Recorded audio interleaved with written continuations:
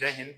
आज हम लोग जो बात करने वाले हैं 2 तारीख से जो भूख हड़ताल होने वाली है, 2 तारीख से जो भूख हड़ताल होने वाला है, इस पर हम लोग बात करने वाले हैं और इसमें प्रमुख रूप से हम लोग जो मुद्दा रखने वाले हैं और यह मुद्दा है कि जो अनिश्चितकालीन भूख हड़ताल है, इसके बारे में विशेष रूप से मुद्दा यही रखा गया है कि जो भी छात्र 4 वर्षीय इंटीग्रेटेड बीएड के जो छात्र हैं, उनके प्रमुख रूप से समस्या है, ठीक है? उनकी प्रमुख समस्या जो है उसके लिए 2 तारीख 5वां महीना, ये छठा महीना नहीं है, यह 5वां महीना में एग्ज़ाम किया जा रहा है। मतलब कल से कल से भूख हड़ताल किया जाएगा, ठीक है? तो इसलिए मैं आपको यह वीडियो बना रहा हूँ और इसमें किन-किन मुद्दों पर रख कर के भूख हड़ताल किया जा रहा है, किन-किन मुद्दों को शामिल किया जाएगा इस भूख हड़ताल में, उन सभी मुद्दों पर आगे चर्चा करेंगे। तो जो आप लोग जान रहे हैं और समझ रहे हैं, जहाँ तक अभी तक विश्वविद्यालय में जो 4 वर्षीय इंटीग्रेटेड बीएड के छात्रों के साथ अन्याय हुआ है और कॉलेजों ने जो छात्रों पर अन्याय किया है, उन सभी चीज़ों का अभी तक कोई हिसाब-किताब लगाने के लिए तैयार नहीं है विश्वविद्यालय। पिछले बार भी भूख हड़ताल किया गया था, लेकिन क्या सिर्फ मिला क्या? आश्वासन। और छात्रों का क्या हुआ? कुछ भी नहीं। तो विश्वविद्यालय सिर्फ आश्वासन ही देने का काम कर रही है, लेकिन यह आश्वासन कब तक? छात्र कब तक आश्वासन के भरोसे बैठेंगे और उनका काम खराब होता रहेगा, उनका कोई छात्र हित में कोई काम नहीं हो रहा है, कब तक इस तरह की तमाम बातों को लेकर के मतलब लिए हैं और इसका एक अंतिम निर्णय यही निकल रहा है कि भूख हड़ताल। इसके अलावा विश्वविद्यालय ना तो किसी चीज़ से काम करना पसंद कर रहे हैं, ना कुछ भी, कुछ नहीं। बस एक ऑप्शन के रूप में रह गया है सिर्फ़ एक भूख हड़ताल। इसलिए यह कदम मुझे उठाना पड़ रहा है। भूख हड़ताल करना आसान बात नहीं, बहुत टफ़ होता है। बिना खाए रहना, रात-दिन रहना, घर और रूम को छोड़ कर के अपने जो घर रहते हैं, उन सभी जगहों को छोड़ कर के उस जगह पर रहना टफ़ होता है। लेकिन क्या करें? मजबूरी है। नहीं करेंगे तो फिर छात्र के लिए कैसे मतलब बात हो पाएगी? को जो शोषण छात्रों का जो शोषण हो रहा है उसका कैसे विरोध किया जाए? कोई ऑप्शन तो नहीं, आवेदन देने से तो कोई काम नहीं हो रहा है, विरोध करते हैं फिर भी कोई काम नहीं, कैसे? यह विरोध का एक दूसरा माध्यम है भूख हड़ताल, शांतिपूर्ण तरीका से भूख हड़ताल किया जाएगा और जो ये अनिश्चितकालीन चलेगी जब तक हमारी माँगों को मान नहीं लिया जाता है। इसमें प्रमुख रूप से मुद्दा यह है कि पहला मुद्दा जो है, इसमें हम आप लोग से बात करने वाले हैं, यह शहीद प्रमोद बीएड कॉलेज का। यह तो आप लोग बहुत दिनों से जान रहे हैं कि शहीद प्रमोद बीएड कॉलेज से बहुत दिनों से उसके वहाँ जो अराजकता है उसके खिलाफ बहुत दिनों से लड़ाई चल रही है। लेकिन विश्वविद्यालय के द्वारा किसी भी प्रकार का कोई निष्कर्ष या कुछ उस तरह के एक ठोस कदम नहीं उठाए गए हैं जिससे महाविद्यालय का मन टूटे या फिर छात्रों के हित में काम करे, इस तरह से तमाम कोई भी बातें नहीं।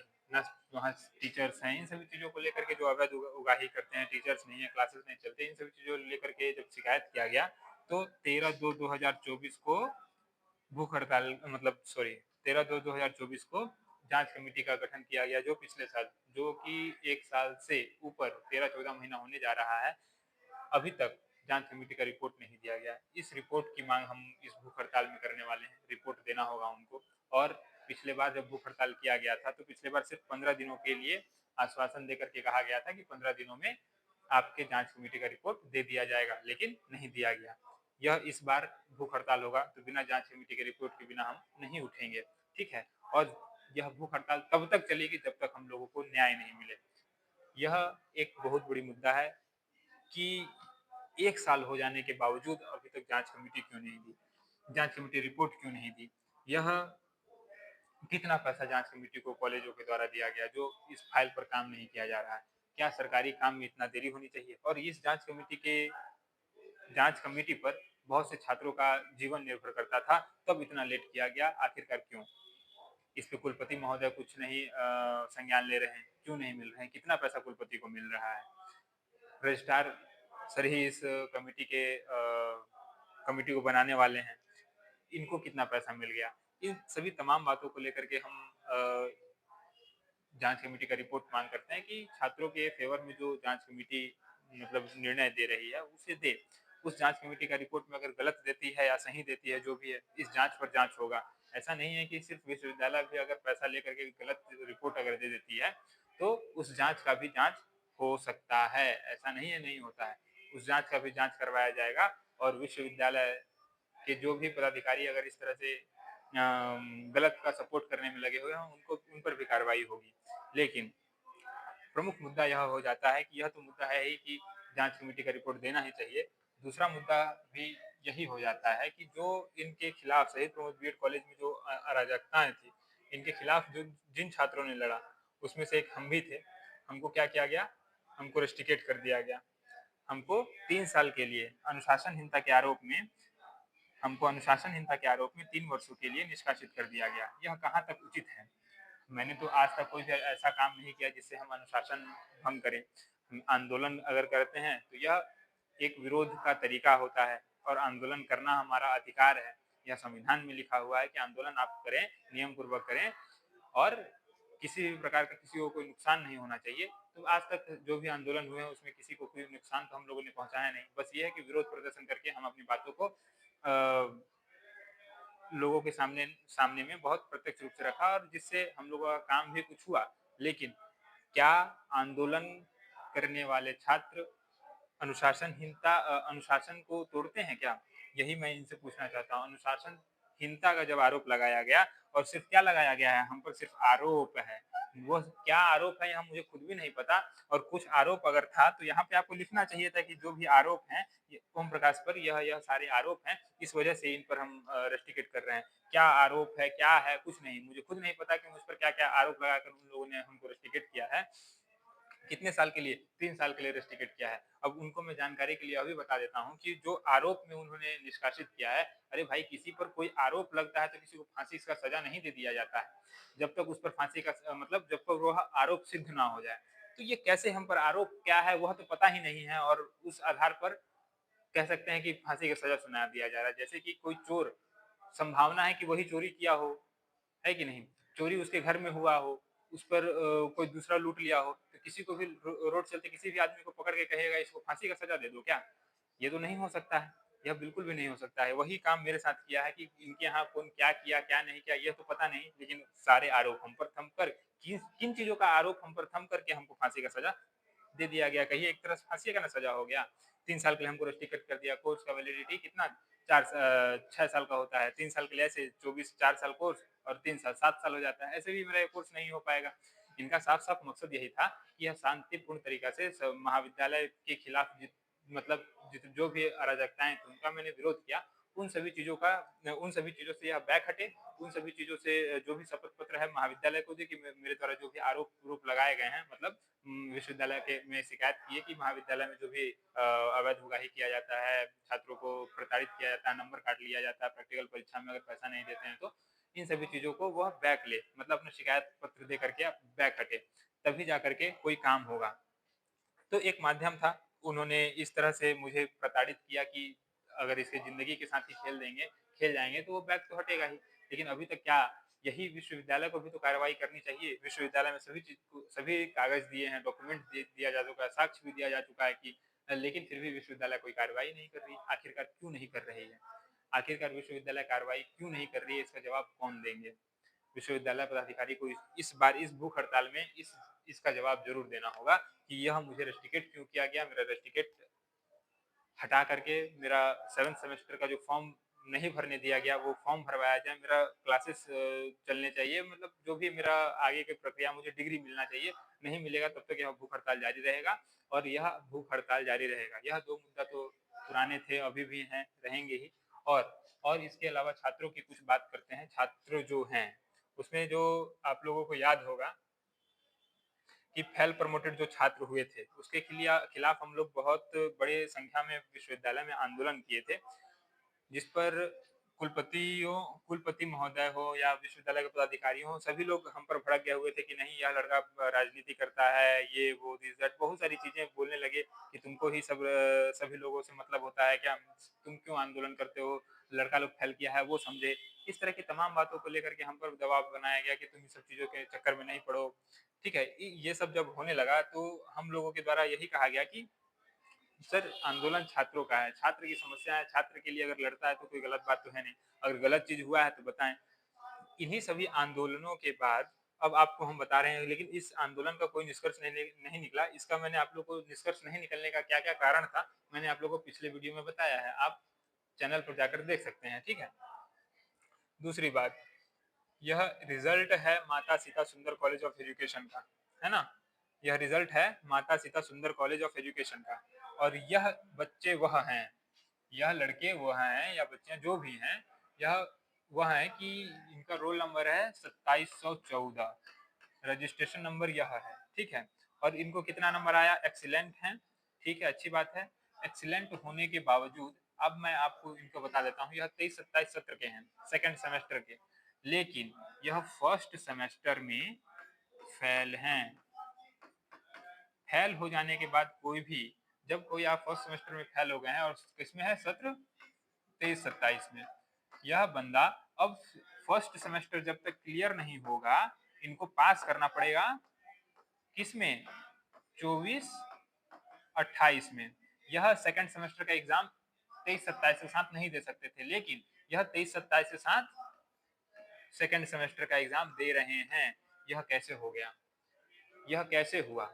यह जवाब कौन देगा कि भाई एक कॉलेज के स्टूडेंट को विशेष छूट क्यों मिला? वहीं आप देखिए, वही 2117 रोल नंबर हुए, वो भी एग्जाम दे रहे हैं, ठीक है? और इसी तरह के तमाम 23-27 के लगभग 4-6 स्टूडेंट थे जो एग्जाम दिए हैं, पास आउट हुए हैं, ठीक है? अब बताइए कि इन सभी तरीकों से कैसे काम बनेगा, है ना? 6 रोल नंबर मैं आपको दिखा देता हूँ, और यह छोटा-मोटा नंबर नहीं, जो पिछले सेमेस्टर में फेल हो रहे हैं, जो 60% नंबर भी नहीं ला पा रहे हैं, वो इस बार कितना लगभग 91-92% नंबर ला रहे हैं, ठीक है? यह परसेंटेज तो कम है नहीं, परसेंटेज और माता सीता के ही स्टूडेंट हैं, ठीक है? यह कौन से कॉलेज के स्टूडेंट हैं?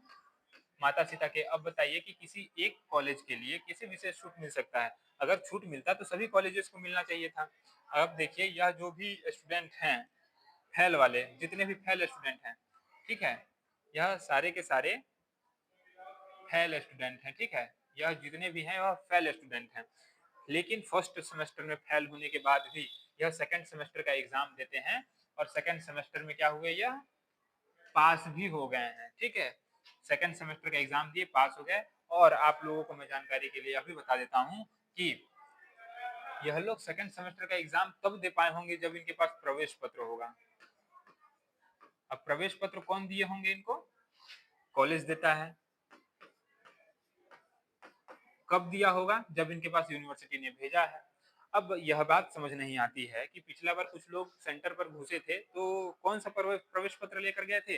तो कुछ लोग पुराना प्रवेश पत्र लेकर के घुस करके एग्जाम दिए। इनके पास जब तक ओरिजिनल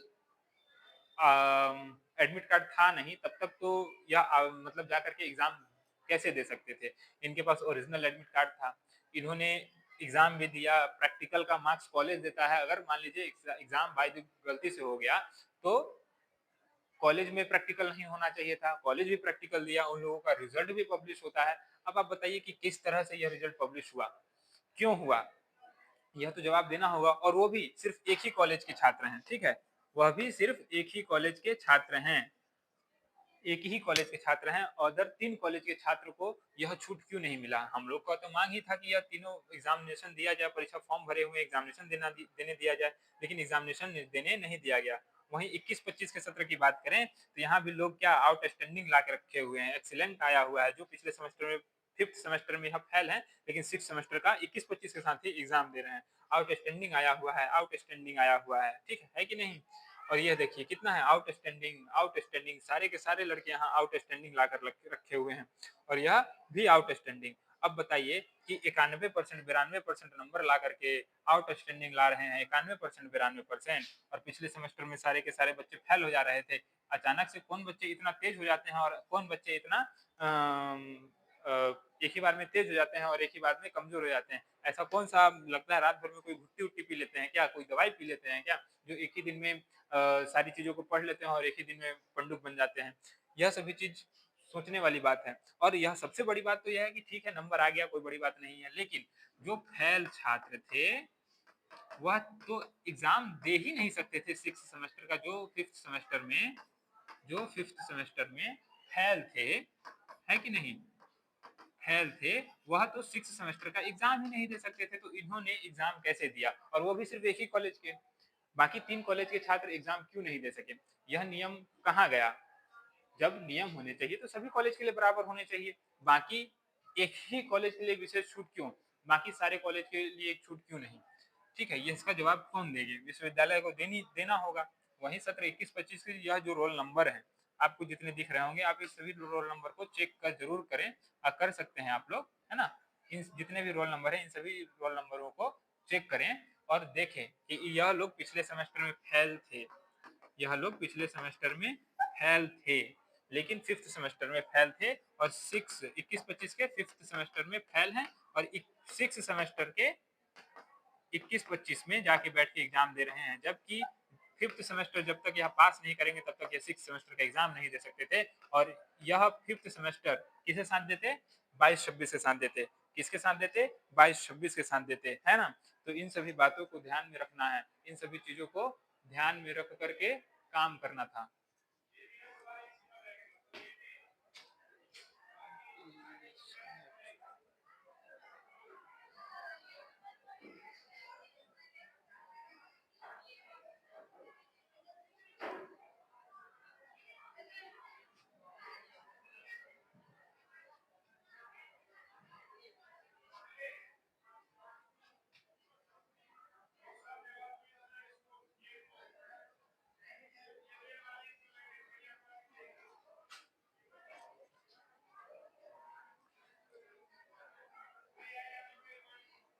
इन सभी चीजों को ध्यान में रखना चाहिए था और उसके बाद काम करना चाहिए था।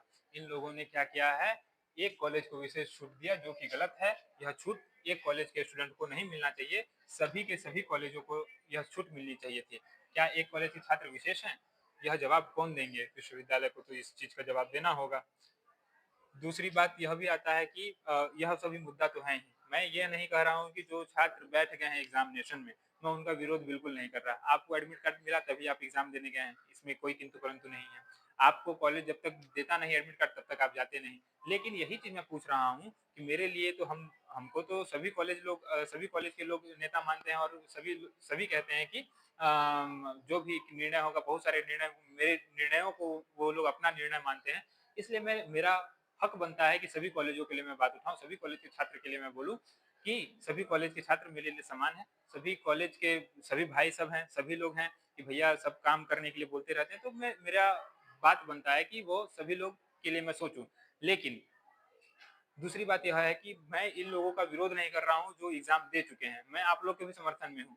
बस मैं यही कह रहा हूँ कि आप लोगों के लिए विशेष छूट मिला तो इनके लिए भी विशेष छूट मिल जानी चाहिए थी, इनके लिए भी विशेष छूट मिलनी चाहिए थी, लेकिन नहीं दिया गया। आखिरकार क्यों नहीं दिया गया, इसका जवाब तो विश्वविद्यालय को देना होगा। अगर आप लोग एग्जाम दे चुके हैं तो आप लोग का एग्जामिनेशन कैंसिल तो नहीं हो सकता है, यह भी तय है। अगर एग्जामिनेशन कैंसिल होता है तो फिर बहुत बड़ी बवाल होगी कि आप पहले एग्जाम लेते हैं, बच्चों को परेशान करने के लिए उसका एग्जामिनेशन कैंसिल कर देते हैं, जब तक आप एडमिट कार्ड उनको दिए नहीं तब तक आप कैसे उनका एग्जामिनेशन रद्द करते हो? आप लोग के पास ओरिजिनल एडमिट कार्ड होगा, उसे संभाल कर जरूर रखिएगा, आप लोगों को काम जरूर आएगा। मैं आप लोगों को बता दे रहा हूँ, उस एडमिट कार्ड को, ओरिजिनल एडमिट कार्ड को आप लोग जरूर संभाल के रखेंगे, बिल्कुल संभाल के रखेंगे। और जो भी है आगे की लड़ाई तो हम अन्य छात्रों के लिए लड़ रहे हैं जो एग्जामिनेशन में 1 साल जिनका बैक हो चुका है, उनके लिए कहेंगे उनको भी विशेष छूट मिलना चाहिए, उनको भी आगे के सेमेस्टर्स में बैठने देने का अवसर मिलना चाहिए। उनको 1 साल बैक नहीं होना चाहिए। जब आप 1 साल बैक नहीं हुए हैं तो मेरा यही मांग है कि आप लोग का 1 साल बैक नहीं हुआ तो उनका भी 1 साल बैक नहीं होना चाहिए, उनको भी परीक्षा में सम्मिलित करवाइए। या अभी जो एग्जाम छूट गया है उसे कोई मतलब नहीं, जैसे कि सत्र 21-25 के जो छात्र हैं उनको डायरेक्ट 7 सेमेस्टर का भी भरने का एग्जाम देना चाहिए। 6 सेमेस्टर अपना बाद में जूनियर के साथ क्लियर करेंगे, उनको डायरेक्ट 7 सेमेस्टर में बैठने का अनुमति मिले। ठीक है, जो 21-25 के हैं, वहीं 21-25 के जो है उनको डायरेक्ट फिर 7th में बैठने का अनुमति मिले, फिर से फॉर्म का डेट मिले, जो भी हो। उसके बाद जो 22-26 के जो स्टूडेंट हैं उनको भी अगला सेमेस्टर, मतलब ये जो फिफ्थ सेमेस्टर है उसमें बैठने का मौका मिले उनको। और जो 23-27 के हैं,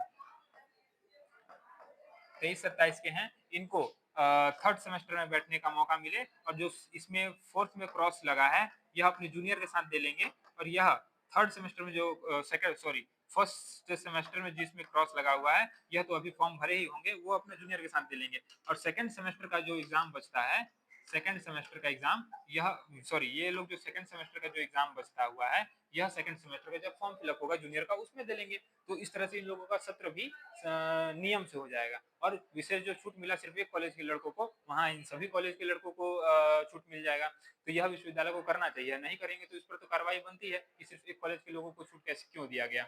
तो इन सभी चीजों का जवाब विश्वविद्यालय भी तैयार रखें, इसके लिए कोई दिक्कत नहीं है, छात्र आपसे हिसाब पूछ लेंगे। ठीक है। दूसरी चौथा मुद्दा भी यह है कि छात्रों पर जिस बीएड कॉलेज के द्वारा आर्थिक मानसिक शोषण किया जा रहा है, उन लोगों पर कार्रवाई करते हुए उनका मान्यता समाप्त करे। साफ बात है, और यह तो चीज आप लोग सभी दिन से देखते आ रहे हैं, है कि नहीं। तीसरा पांचवा मुद्दा यह भी चला जाता है कि 4 वर्षीय इंटीग्रेटेड बीएड के ऐसे बहुत सारे छात्र हैं जिन्होंने पीजी में एडमिशन लेने के लिए तो गए, लेकिन उनका क्या हुआ, एडमिशन कमेटी का 25 तारीख का बैठक हुआ, 25 फरवरी 2025 का बैठक हुआ। इसमें उन लोगों ने कहा कि हाँ, 4 इंटीग्रेटेड बीएड के स्टूडेंट नामांकन ले सकते हैं, किसमें, पीजी में। पहले तो इनको पीजी के लिए एलिजिबल ही नहीं बताया जा रहा था कि पीजी के लिए एलिजिबल ही नहीं है, लेकिन फर्स्ट मेरिट लिस्ट में इनका नाम होने के बावजूद, होने के बावजूद इन लोगों को एडमिशन नहीं लिया गया। क्यों नहीं लिया गया, इसका जवाब देना चाहिए, क्योंकि यह तो योग्य है। आपके लापरवाही का नतीजा से इन लोगों ने नामांकन नहीं करवा पाया। मीटिंग का तो निर्णय हो गया हुआ था कि, और यहाँ पे यूनिवर्सिटी से क्या गलती हुई है, यूनिवर्सिटी की क्या लापरवाही है, मैं आपको ये बताता हूँ। कमेटी का तो बैठक हुआ और 25 तारीख को ही निर्णय हो गया कि पीजी में वो लोग एडमिशन लेंगे। कुलपति महोदय से एक फाइल पे साइन होता है, जिस फाइल पे कुलपति महोदय ने साइन नहीं किया, जिसके वजह से पीजी में इन लोगों का नामांकन नहीं हो सका। लेकिन वहीं पर जब बात कही गई तो हमको जानकारी मिला कि मतलब बताया गया डीएसडब्ल्यू सर के द्वारा कि कुलपति महोदय भी है नहीं, आउट ऑफ स्टेट हैं, दिल्ली चले गए हुए हैं या जो भी जहां भी चले गए हैं, जिसकी वजह से फाइल पे सिग्नेचर नहीं हुआ है। वही उसी वक्त जब सेकंड मेरिट लिस्ट पीजी वालों का जब आया, तो उस वक्त भी कुलपति महोदय नहीं थे। तो उस वक्त क्या मिला, लेटर जारी करने के लिए माननीय कुलपति महोदय के मौखिक आदेशानुसार, आप समझ रहे हैं, ये मौखिक आदेशानुसार इस फाइल पर सिग्नेचर हो गया। ठीक है। जो भी जब इस फाइल पर सिग्नेचर हुए माननीय किनके अनुसार, कुलपति महोदय के मौखिक आदेशानुसार, तो यहाँ पर भी तो मौखिक आदेश दिया जा सकता था। बहुत सारे स्टूडेंटों ने मौखिक आदेश नहीं मिलने के भी कारण बहुत सारे स्टूडेंट का नामांकन ना हो सका। जब उनका नामांकन नहीं हुआ तो बहुत सारे स्टूडेंट का कहना यह था कि भाई अब करें तो करें क्या। बहुत सारे स्टूडेंट पैसा पेमेंट कर चुके थे, फीस दे चुके थे, बहुत सारे स्टूडेंट ने डबल फीस दिया, जिसके बाद भी एडमिशन नहीं हुआ। जब एडमिशन नहीं हुआ तो बहुत सारे लोग ने तो बाद में जब नहीं हुआ है तो बहुत सारे लोग का अभी तक एडमिशन नहीं हुआ, कुछ का डबल पैसा लग गया हुआ है। इन सभी तमाम मुद्दों को लेकर के इसमें जो पीजी वालों का समस्या है इसको भी रखा जाएगा। जो जैसे छात्र आएंगे उनके उन समस्याओं को रख करके काम किया जाएगा। वही स्पॉट राउंड में जब एडमिशन के लिए कहा गया, सेवेंथ नंबर पर आप लोग देख सकते हैं कि स्पॉट राउंड में बहुत लोगों ने नामांकन के लिए सीट मिला। जब स्पॉट राउंड में जब नामांकन के लिए सीट मिला तो बहुत सारे जहाँ सीट खाली थी वहाँ मिली, बहुत सारे जगह पे सीट खाली नहीं थी वहाँ नहीं मिला। तो ये नॉर्मल बात है, एडमिशन तो हुआ लेकिन सभी का नहीं हो सका। तो उन सभी छात्रों का नामांकन होना चाहिए पीजी में जो फॉर्म के लिए अप्लाई किए हुए थे, फर्स्ट मेरिट लिस्ट में नाम था, और विश्वविद्यालय की लापरवाही का कारण उनका एडमिशन नहीं हुआ। तो यह भी मुद्दा एक है। आप लोग जो भी पीजी में है वो भी कहें, उनका भी एडमिशन तो होना है, करवाया जाएगा, है ना। और यह भूख हड़ताल के समय ही होगा। वहीं पर एक बात यह भी आ जाती है कि जो भी छात्र, यह सिर्फ दिखाने के लिए है, मैं उस वक्त भी बोला था, यह सिर्फ दिखावा है, यह दिखावा है। ठीक है। और क्या दिखावा है मैं आप लोग को यह भी बता देता हूँ। यह क्या लिखा हुआ है कि 13/7/2024 को जब रिजल्ट आया 2024 का, है ना, सत्र 2020-24 का रिजल्ट आया, उसमें 9 स्टूडेंटों ने परीक्षा फॉर्म को भर दिया था, जो बाद में पता चला कि वह फेल हैं। जब वह छात्र फेल थे तो उन्हें एडमिट कार्ड, प्रवेश पत्र नहीं दिया गया, एडमिट कार्ड नहीं दिया गया। ठीक है। जब उनको एडमिट कार्ड नहीं मिला तो स्वाभाविक बात है भाई, जब आप परीक्षा देने के लिए योग्य ही नहीं है, परीक्षा आप दे ही नहीं पा रहे हैं, तो आपको तो पैसा रिटर्न कर देना चाहिए था। आपको तो यह पैसा रिटर्न कर देना चाहिए था। छात्रों का जो 2100 रुपया फॉर्म कम से कम यूनिवर्सिटी लेती है, वह तो आपको पैसा वसूल देना होगा। तो बहुत सारे छात्रों का 2100 रुपया भी रख लिया गया, लेकिन उन लोग का परीक्षा फॉर्म भरने के बावजूद उनको एग्जाम नहीं देने दिया गया। वही सत्र 2024 का भी वही हाल था। 20-24 का भी वही है, 21-25 का भी वही हाल था। जो फिफ्थ सेमेस्टर का भर लिए हैं और फिफ्थ में फेल हो गया, उनका भी फिफ्थ में नहीं हुआ। 6 का भी वही बात था, 22-26 का भी वही बात था और 23-27 का भी वही बात है। इन लोगों से पैसा एक्स्ट्रा ले लिया गया था, लेकिन परीक्षा में बैठने नहीं दिया गया। तो 2100 रुपया आप लिए कैसे? वह पैसा सभी के सभी छात्रों को वापस करना होगा।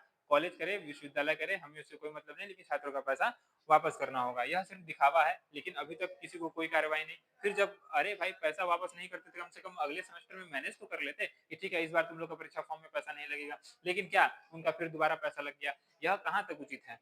यह उचित कहाँ तक है, पहले यह भी बात बताइए कि दोबारा जिस सेमेस्टर का हम एग्जाम नहीं दे रहे हैं उसका हम पैसा कहाँ क्यों दें? तो यह सभी बात है, इन सभी बातों को लेकर के भूख हड़ताल किया जाएगा। साथ में एक यह भी बात आती है कि मैं अभी इस बात पे कंफर्म नहीं हूँ, लेकिन मैं जब कंफर्म हो जाऊंगा तो मैं बता दूंगा आप लोगों को कि जो सत्र हैं, एक सत्र जैसे मान लेते हैं पास आउट हो गए हैं 19-23 और सत्र 20-24 जो पास आउट हो चुके हैं, इसके टॉपर जो भी होते हैं, है ना, जो प्रथम स्थान प्राप्त करते हैं, वो भी कॉलेज में नहीं, यूनिवर्सिटी में, ठीक है। यह प्रथम स्थान किसमें? 400 लोग का नामांकन होता है। इन 400 सीट पर जो प्रथम स्थान प्राप्त करेगा, मतलब एक कॉलेज में 100 सीट होता है, 100 स्टूडेंट का नामांकन होता है, इनमें से जो भी लड़का या लड़की प्रथम स्थान प्राप्त करते हैं, जो भी प्रथम स्थान प्राप्त करते हैं, उन्हें विश्वविद्यालय के द्वारा क्या दिया जाता था? प्रोत्साहन राशि दिया जाता था। प्रोत्साहन राशि कुछ न कुछ दिया जाता था। यह अभी तक नहीं दिया गया है, इसे लागू करना चाहिए, इसे प्रोत्साहन राशि के तौर पे देना चाहिए। लेकिन आप लोग को जानकारी के लिए मैं बता दूं कि यह प्रोत्साहन राशि किसको मिलेगा? तो जहां मुझे तक पता है तो माता सीता सुंदर कॉलेज के ही कोई स्टूडेंट होंगे जिनको यह प्रोत्साहन राशि मिलेगा, क्योंकि वहां का लगभग परसेंटेज 90 से 92% तक मार्क्स होता है। यह तो तब तो टॉपर वहीं के बनेंगे। अगर वहां के लगभग वहां के स्टूडेंटों का 90-92% रहा तो बाकी 3 कॉलेज की बात की ही नहीं जा सकती है। 3 कॉलेज के स्टूडेंटों को नंबर ना परसेंटेज ज्यादा होगा ना उनको ये प्रोत्साहन राशि मिलेगी। मतलब यह फिक्स है कि हर बार माता सीता सुंदर कॉलेज के ही छात्रों को प्रोत्साहन राशि मिलेगी। इससे यह भी समझ में आएगा, प्रोत्साहन राशि देने से यह भी समझ में आएगा कि किस कॉलेज के छात्र हर बार टॉप कर रहे हैं, किस कॉलेज के छात्र, यह तो कॉलेज की भी रेपुटेशन को दिखाता है कि किस कॉलेज के छात्र हैं जो ज्यादा नंबर ला करके वहाँ के मतलब ज्यादा नंबर लाते हैं, तो वो वहाँ के शैक्षणिक व्यवस्था को बताती है कि कितनी अच्छी है और बेहतर है, तभी तो वो इतना पढ़ रहे हैं और नंबर ला रहे हैं, या पढ़ रहे हैं या कुछ और तरीके से आ रहा है नंबर। ये तो बात की बात है, ये तो आप भी जान रहे हैं, हम भी समझ रहे हैं। खैर, लेकिन यह चीज तो प्रोत्साहन राशि तो मिलनी चाहिए, चाहे जो भी है। हालांकि मैं ये 90-92% क्यों आता है, कैसे आता है, मैं इस पर तो बात नहीं करना चाहता, ना करना चाहता नहीं हूँ, लेकिन मजबूरी हुई, छात्र कहें तो जरूर बात करूंगा कि इतना नंबर क्यों आया और कैसे आया, इस पर भी डिटेल से बात किया जाएगा, छात्र अगर कहें तो। लेकिन सिर्फ एक ही कॉलेज के स्टूडेंट को इतना नंबर कैसे आता है ना? तो इस सभी चीजों पर बात किया जाएगा अगर छात्र चाहेंगे तो। अगर छात्र चाहेंगे तो इस बात पर भी डिटेल होगी। वहीं आप लोगों को मैं जब इन सभी चीजों के बारे में बतला देता हूं तो यह भूख हड़ताल इतना आसान नहीं होता है। मैं आपको तब भी कह रहा था, आज भी कह रहा हूं, भूख हड़ताल करना आसान तो है ही नहीं, ना मेरे लिए और ना विश्वविद्यालय के लिए। विश्वविद्यालय भूख हड़ताल भले ही मैं करूंगा, लेकिन समस्या किसको होगी? विश्वविद्यालय के पदाधिकारियों को होगी, कॉलेजों को होगी। भूख हड़ताल पर बैठेंगे हम, लेकिन समस्या किसको होगी? विश्वविद्यालय के पदाधिकारियों को होगी। जितना समस्या मैं झेलूंगा उससे कई गुना ज्यादा समस्या वह झेलते हैं, प्रेशर में रहते हैं, दबाव महसूस करते हैं। यही एक माध्यम है, भूख हड़ताल करने का एक ही माध्यम है कि दबाव। दबाव एक ऐसा चीज होता है जो प्रेशर जो बहुत बड़ी चीज होती है, बिना प्रेशर का कोई काम नहीं। जैसे ही हम भूख हड़ताल पर बैठते हैं तो भूख हड़ताल से कहाँ कहाँ से फोन आने लगता है, राजभवन से फोन आने लगता है, शिक्षा मंत्रालय भारत सरकार से फोन आने लगता है, एनसीटी से फोन आने लगती है, क्या कि मेरा नंबर हर जगह होगा, हर जगह फाइल में है कि, और विश्वविद्यालय इन फाइलों को दबा के रखती है कि वो मेरे फाइलों पर काम नहीं करती है। क्या है कि प्राथमिक स्तर विश्वविद्यालय है, विश्वविद्यालय को ही कार्रवाई करनी होगी। एनसीटी आकर के कॉलेज पर कार्रवाई डायरेक्ट नहीं कर सकती है, वह डायरेक्ट कार्रवाई विश्वविद्यालय को ही करने के लिए कहेगी, और विश्वविद्यालय जो रिपोर्ट प्रस्तुत करेगी एनसीईटी को या सरकार को, उस पर कार्रवाई होती है। लेकिन प्राथमिकी स्तर पर विश्वविद्यालय को ही कार्रवाई करनी होगी और यह विश्वविद्यालय किसी पर कोई कार्रवाई नहीं कर रही, किसी कॉलेज पर कार्रवाई नहीं कर रही, यह तो आप लोग देख ही रहे हैं। तो इन सभी तमाम बातों को लेकर के इन सभी तमाम बातों को लेकर के हम बात कर रहे थे कि आपत्तिजनक कार्य भी किया जा सकता है विश्वविद्यालय प्रशासन के द्वारा। जैसे कि पिछले बार कुछ थे, उनको उनका भी कहना था कि भैया आप भूख हड़ताल पे हैं तो आपके अगल-बगल में खाना-वाना फेंक दिया जाएगा और कहा जाएगा कि जूठा पत्थर-वत्थर ला के फेंक दिया जाएगा, कहा जाएगा कि यही खाना खा के फेंका है। ये सभी आंदोलन को बदनाम करने के लिए सभी तरीका को अपनाते हैं। दूसरी बात कि रात में जब अकेले रहिएगा, हाँ, और एक बात मैं यह भी बता देता हूँ कि यह भूख हड़ताल मैं इस बात को अच्छी तरह से जान रहा हूँ कि अगर किसी रात में भूख हड़ताल में पर हम रहें तो हमको किसी दिन रात में विश्वविद्यालय में अकेले भी गुजारना पड़ सकता है। मैं यहाँ तक प्रिपेयर्ड हूँ। यह बात भी आप विश्वविद्यालय के पदाधिकारी समझ लीजिए कि मैं अकेले भूख हड़ताल पर बैठ रहा हूँ, मेरे साथ कोई नहीं। भले ही समर्थन में छात्र आकर बैठेंगे, छात्रों का मुद्दा रहेगा, जो छात्र आएँगे उनका मुद्दा रहेगा। विश्वविद्यालय में समस्याएँ क्या-क्या थी मैंने छात्रों को बताया, मैं इन समस्याओं को उठाने के लिए मुझे जानकारी में थी, मुझे छात्र जानकारी दे रहे थे, इस वजह से मैंने इन समस्याओं को रखा। और इन सभी समस्याओं से विश्वविद्यालय बहुत दबाव में रहेगी, मैं बता देता हूँ। और इन सभी समस्या जितना जल्दी से जल्दी चाहेंगे वो मेरा भूख हड़ताल समाप्त करवाएँ और कार्रवाई खत्म करें। तो जब तक मेरी समस्याओं का समाधान नहीं होगा तब तक मैं भूख हड़ताल पर ही रहूँगा। और जो यह आपत्तिजनक कार्य की मैं बात कर रहा हूँ, तो यह स्वाभाविक बात है कि कभी भूख हड़ताल में कुछ लोगों को मतलब अराजक फैलाने वाले लोगों को भेज करके इधर-उधर करवा दे, जो मैं बोलना नहीं चाहता हूँ।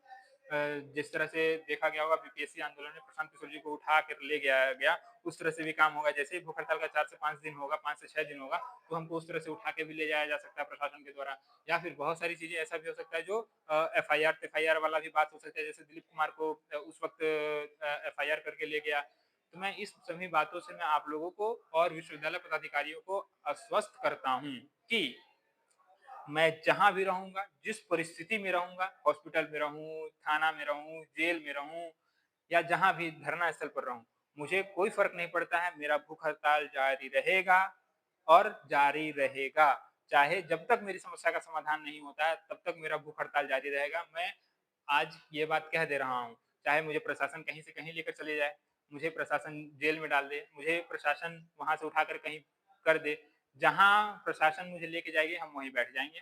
और जब तक मेरी समस्या का समाधान नहीं होगा, तब तक हम भूख हड़ताल पर रहेंगे, चाहे जगह कहीं भी हो, हॉस्पिटल हो, जेल हो, थाना हो, कहीं भी हो, विश्वविद्यालय धरना स्थल हो, हमको इन सभी चीज़ों से कोई मतलब नहीं है। जब तक मेरे समस्या का समाधान नहीं होगा, तब तक हम भूख हड़ताल पर रहेंगे। छात्रों की समस्या का समाधान नहीं होगा, तब तक हम भूख हड़ताल पर रहेंगे। बस यही है कि अब जो भी होगा देखना है कि क्या हो पाता है और क्या नहीं हो पाता है। भूख हड़ताल कल से चालू है, 2 तारीख 5वाँ महीना 2025 से और इन सभी तमाम मुद्दों को लेकर के हम लोग भूख हड़ताल करने वाले हैं, है ना? इन सभी बातों को लेकर के अब हम लोग भूख हड़ताल करने वाले हैं और जिसके साफ-साफ ज़ाहिर यह चीज़ करना है कि किसी से डरना नहीं है, किसी से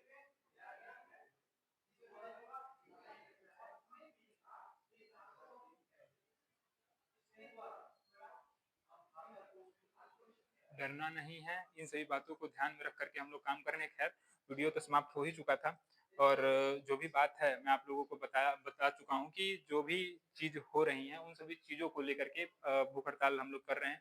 इसमें छात्र से हम यही बस निवेदन करेंगे कि अगली बार की तरह जो भी छात्र हम लोगों को हमको रस्टिकेट किस लिए किया गया कि हम छात्र के लिए बात करते हैं, हम छात्रों के मुद्दा पर उठाते हैं, इसलिए विश्वविद्यालय के द्वारा और महाविद्यालय के द्वारा हमको परेशान किया गया। अब आप लोगों की बारी है।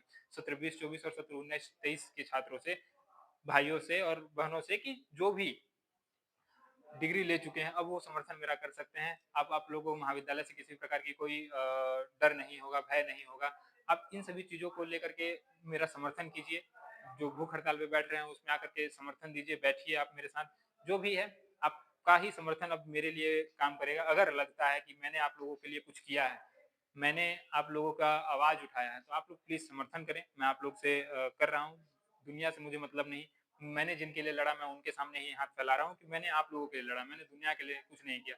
मैंने सिर्फ़ आप लोगों के लिए किया, इस वजह से मेरी स्थिति यही है और आप लोगों को समर्थन देना चाहिए। आप लोग समर्थन नहीं देंगे तो और कौन देगा? तो इन सभी तमाम बातों को लेकर के मैं भूख हड़ताल कल से करने जा रहा हूँ और इसमें जो भी समस्याएँ आ रही हैं विश्वविद्यालय के द्वारा या कॉलेजों के द्वारा इस पर साफ तौर पे जब तक छात्र नहीं उतरेंगे या जो भी है छात्र जब तक नहीं साथ देंगे तब तक यह हो पाना असंभव है। यह हो पाना असंभव है। तो इन सभी तमाम बातों को लेकर के हम लोग भूख हड़ताल पर बैठ रहे हैं कल। अब देखते हैं कि मैं कल कितने लोग बैठते हैं और किन-किन चीज़ों को लेकर के बैठ रहे हैं।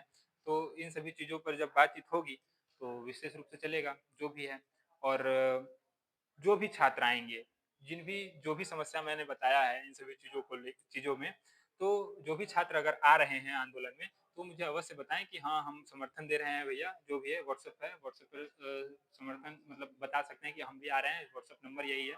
और समर्थन दे रहे हैं तो आप लोग वहाँ पहुँच करके ज़रूर समर्थन दीजिए कि अ, क्या इन सभी चीज़ों के लिए आवाज़ उठाना सही था, गलत था, जो भी है समर्थन दीजिए। काहे कि सभी चीज़ आप ही लोग के लिए किए हैं आज तक, इसीलिए मेरा हालत यह है। और आज आप नहीं समर्थन दीजिएगा तो मेरा डिग्री कंप्लीट नहीं हो पाएगा और कभी भी कोई भी छात्र इस तरह की चीज़ों में नहीं पड़ेगा कि उसका नुकसान हो या प्रॉफ़िट हो, उसको उन उन सभी चीज़ों से उन्हें कोई मतलब नहीं। अगर आज हार सिर्फ़ एक छात्र की नहीं होगी, आज तमाम उन छात्रों की होगी जो कभी जिज्ञासा करते होंगे कि मुझे भी लड़ना है, हमें भी कुछ करना है, हमें भी दूसरे के लिए काम करना है। सिर्फ़ छात्र स्वार्थी होकर रह जाएगा अगर यह डिग्री मुझे नहीं मिलता है तो। कल के डेट में मेरा एग्ज़ाम्पल देकर के और उगाही होगा छात्रों से। यह एक विराम नहीं होगा, ये एक शुरुआत होगा कि आप जो सोचिएगा कि अगर ओम प्रकाश बैक हट जाता है, तो यह एक छात्रों पर शोषण का एक नया शुरुआत होगा। आप लोग इसका प्रमाण देख चुके हैं कि 25-25 हज़ार जहाँ शहीद प्रमोद बीएड कॉलेज 25 हज़ार रुपए शुल्क 2 साल में लेता था, वहीं 1-1 साल में लेना शुरू कर दिया है। किस लिए? क्योंकि उस पर कोई कार्रवाई नहीं हुई। और आप लोग समर्थन दीजिए, अगर हम आज की डेट में हम बैक हट जाते हैं या कोई भी बैक हट जाता है या हम इस मुद्दे को छोड़ देते हैं, तो कल के डेट में आप ही लोगों से फिर उगाही की जाएगी क्योंकि छात्र तो कुछ कर ही नहीं सके। इसलिए आप लोग समर्थन दीजिए, आप लोग पहुँचिए, आप लोग मेरे साथ 1 दिन, 2 दिन, जितना दिन आप लोग साथ बैठ सकते हैं, कम से कम मेरे साथ बैठिए, है ना? खैर चलते हैं और कल मिलते हैं भूख हड़ताल धरना स्थल, विश्वविद्यालय धरना स्थल पर, ठीक है? जय हिंद।